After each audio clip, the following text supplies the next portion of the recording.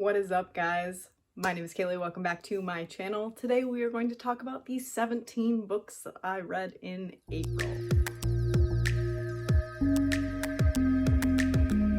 Alright, first and foremost, 17 is my lucky number, so what a number to end April on. It was The Owls. I literally talked about every single one of these books in my owl vlogs, which I'll have linked down below.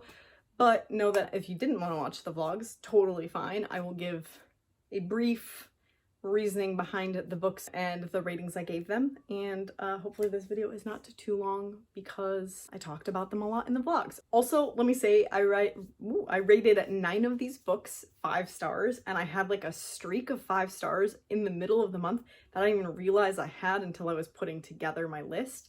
So it was a really good reading month. So 9 5 stars, 4 4 stars, 3 3 stars, and 1 2 star. First up, I read The Mall by Megan McCafferty. This is an arc. The book is out in June, so next month. It got pushed back. If it got pushed back, I'll write the date down below here, but I give it 3 stars. This is a YA novel about a girl who's going through a lot of teenage stuff, and she's doing it while working a summer job at the mall. I gave it a 3 star because I feel like it is a little outdated, not just because it takes place in the 1990s, but because some of the writing choices... There's a spider on my ceiling. One of the writing choices made and the way that the inner monologue of the girl was so judgmental really didn't sit well with me, which is the same way that Megan McCafferty's Sloppy First series was. But because that was written in 2001, I thought maybe it would be different now that we're in 2020, and it was not. But it was fun, so I think that if you do have a chance to get your hands on it and you like light, fluffy contemporaries, the subject matter wasn't super light, but it was pretty fluffy and easy to get through. I read it in like a day, 2 days, but you could read it in a day. It's worth checking out. These are out of order because I'm just gonna lump them together, but I also read Clockwork Angel and Clockwork Prince by Cassandra Clare. This is the first and second in the Internal Devices series, the 4th and 5th in the order that Cassandra Clare suggests reading her books. This follows Tessa, Jem, and Will. They're the 3 main characters. Most of you know about the Shadowhunters, so I won't get too far into it. But essentially, they fight bad things, and Tessa has the ability to shapeshift into other people, and Will is a Shadowhunter, and Jem is addicted to drugs and dying from it. That's the brief synopsis. I enjoyed the ride so far. There's 1 book left in the trilogy, and I've heard that it is a very, very good book, and the end is fantastic, and I'm excited to get into it, but I probably won't read it till June. That said, I mean, it's YA fantasy, and I have had a very tumultuous relationship lately, so I didn't absolutely love it. Also, this was written quite a while ago, but it was okay. There's a love triangle, which is one of my least favorite tropes. I gave them 4 stars because it's not my absolute favorite, but it's a lot better than I anticipated. I used to say I would never read Cassandra Clare, so based on that alone, 4 stars for the both of them. I'm intrigued, and I'm excited to continue on in the series. Then I read The Bone Houses by Emily Lloyd Jones. Not even holding it up because I'm bad at my job. I give this 4 stars. This was also a YA fantasy about a girl who lives with her family, and their job is basically to grave dig, and her parents go missing, so she takes it upon herself to find out what happened. The thing about the dead is that they don't stay dead, and they're referred to as the bone houses, so they start attacking the village that she lives in with more frequency after her father's gone missing. This boy shows up, Eli. Is this Eli? It's been a while since I read it. Ellis shows up, and he's a map maker, and they go on this journey into the forest, knowing that it's going to be dangerous and scary to try and find her dad and like find out why all of these bone houses are arriving. I really enjoyed it. It was very atmospheric. It was well written. I definitely recommend checking it out. Then my first 5 star of the month was A Pinch of Magic by Michelle Harrison. This is a middle grade about 3 sisters who each inherit a special object that has been passed down in their family, but they also realize that they have been cursed, and that curse is that they cannot leave their little hometown. If they do, they will die by sunset. They want to find a way to break the curse. And it's an adventurous story about sibling bonds and sisterhood and a big adventure, and I really enjoyed it. And I did buy what is the second one? Sprinkle of Sorcery, I believe, is the second book, and it is on its way to me from Book Depository, so who knows when it'll show up, but I'm highly anticipating reading the sequel. I followed my first 5-star read of the month with my least favorite book of the year so far, that I've at least finished anyway, and that is In 5 Years by Rebecca Serle. I did not like this at all. If you saw my vlog about it, you know why, but there was a lot of trigger warnings that come out of nowhere, and I felt like it was an emotionally manipulative story to get you to care. And there is nowhere in any description of the book anywhere that says that 50% of it is going to be about trigger warning cancer, and terminal cancer at that. The story was pitched as being kind of time travel-y, where the main character goes ahead 5 years and something happens. And I really anticipated the rest of it to also have a lot of these moments of future things, but it really didn't. That was it. And then you kind of followed the timeline up to that point and beyond it. And I really just didn't think it was a very well executed book. So yeah, 2 stars. The spider's killing me. It's like moving. I'll be right back. We don't kill spiders in this house, so I just wanted to see what kind it was before I like let it live in my bedroom. Okay. And it faded so much. What the heck? Look at that. Well, anyway, my next read is a 5-star book, Red Sister by Mark Lawrence. It was gifted to me by Destiny over at Howling Libraries. I'll have her link down below. I also buddy read this with Brianna over at Rainy Days and Stormy Nights. This was a 5-star read for me. I did like it so much that I went ahead and also bought Grey Sister and Holy Sister so that I can read them. Hopefully this month, at the end of the month. I'm all over the place with what I want to read in May. May is not endless, Kaylee. Remember that, jeez. So this is the story of a girl who is an orphan, picked up by a more or less like a coven of nuns that train girls to be assassins. And they're looking for specific bloodlines there are 4 different bloodlines that have powers. And the more, it's possible to have more than one of these bloodlines, but it's super rare. And they're really looking for like the chosen person, as well as the people that will aid the chosen person, like their shield, their protector. And you watch in this book, the girls kind of grow up and learn to be the assassins that they are and find out which path they're gonna take. My only complaint, it's probably more of a 4.5 than a 5-star. My only complaint is that it gets kind of confusing in the middle, and then in the end when the main, I wanted to call him a boss. The gamer in me jumped out there. Main villain in the story really doesn't have much to do with the story except in the beginning and the end, and I wish that had been fleshed out a little bit more, but I'm excited to see where the series goes. So yes, Red Sister. I was a little anxious that I would hate it because high fantasy has been hit or miss for me too lately. Maybe fantasy has just been hit or miss for me lately. That's really weird though, so I don't know. Okay, we're gonna move on. Next, I read Space Boy Volume 6 by Stephen McCraney. This is just a series that feels like it's like a cup of coffee in the morning to me.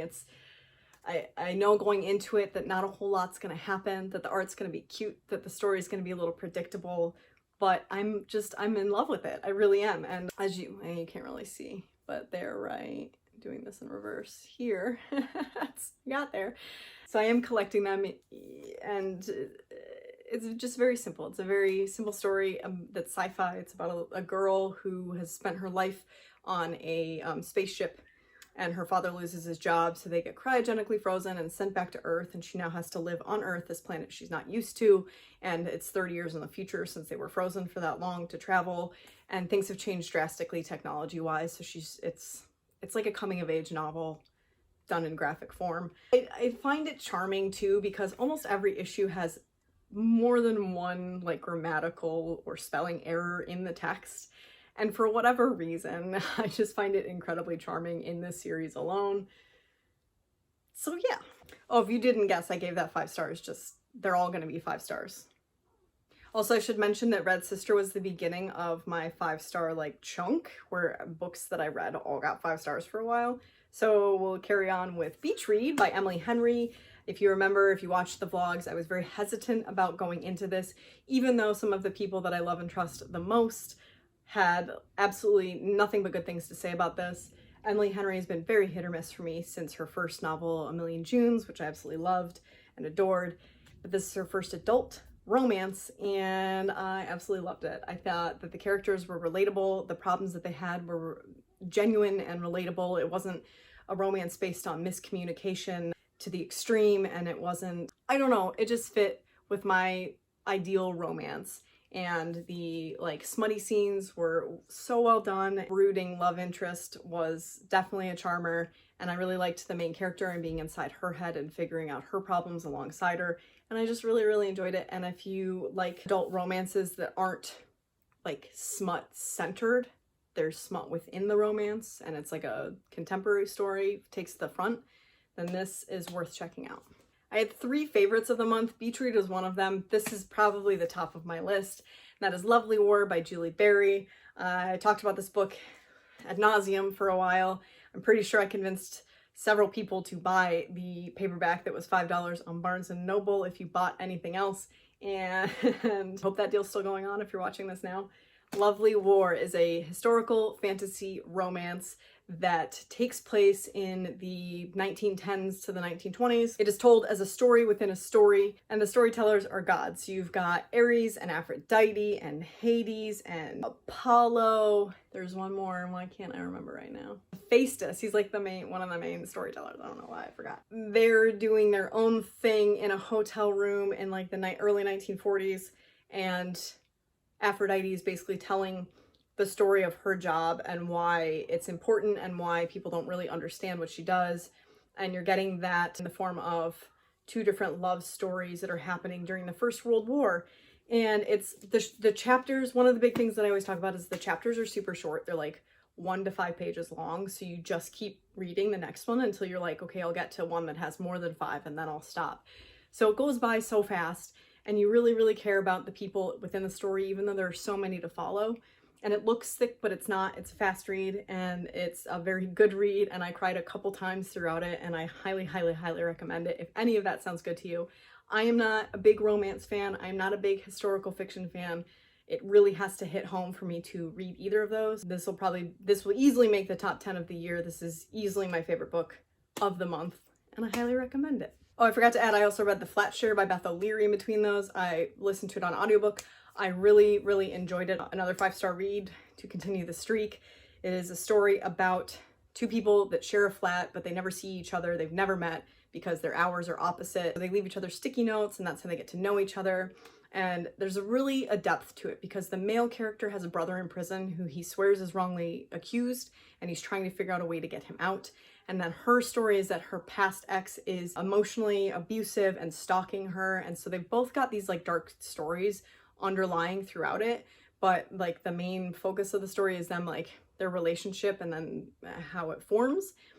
So I really just liked all of the dynamics in this story to come together, created such a great story where you really cared about the characters, and I give it 5 stars. All right, the next one is also 5 stars, but I'd call it more of a 4.5. That is Starsight by Brandon Sanderson. This is the sequel to Skyward. It's a young adult sci-fi story wherein humanity is imprisoned on a planet by a different race of aliens, and they're trying to figure out like who those aliens are, why they're being held captive. They have like basically a whole Air Force war, like a Air Force army, and our main character, Spensa, wants to prove herself and become a pilot even though her father was considered a traitor and he was one of the best pilots that ever existed in their fleet. He disappeared when they needed him the most, and we still don't really know the full background of that, and it really affects Spensa because it tells more about who she is as a person and like the secrets behind her like bloodline and genes. And in the first book, she kind of figures out she has like a little gift,